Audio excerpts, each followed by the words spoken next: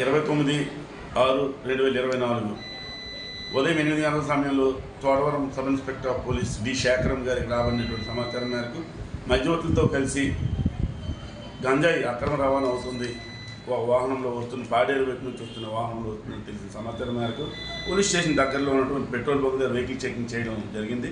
Vehicle checking నిర్వహిస్తుండగా AP 31 CE 6567 అను number గల Mahindra XUV 500 vehicle ఆపడం జరిగింది. అందులో ఇద్దరు వ్యక్తులు పోలీసులను చూసి పారిపోవడం జరుగుతుంది. వెంటనే ఎస్ఐ గారు తన సిబ్బందితో మీడియాతో పాటుగా ఇద్దరిని పట్టుకోవడం జరిగింది. పట్టుకున్నాక వాళ్ళని విచారణ చేయగా గంజాయిని ఒరిస్సా నుంచి అక్రమంగా రవాణా చేస్తూ మహారాష్ట్ర తీసుకువెళ్ళడానికి అని చెప్పేసి వెళ్తున్నట్లుగా వాళ్ళు తెలియజేయడం జరిగింది. వాళ్ళ కారుని తనిఖీ చెక్ చేయగా అందులో 150 ప్యాకెట్లు గంజాయి ఉంది.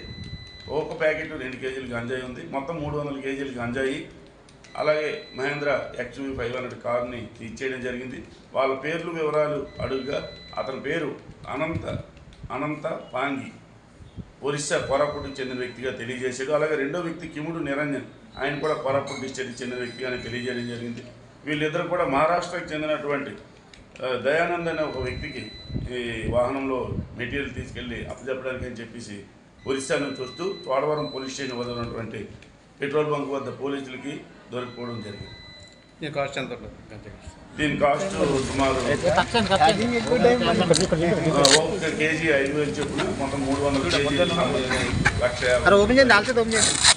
15 లక్షలు, 300 కేజీలు ఇంకా 5,000 రూపాయలు, మొత్తం 15 లక్షలుగా దీన్ని మేము FIRలో రాయడం జరుగుతుంది.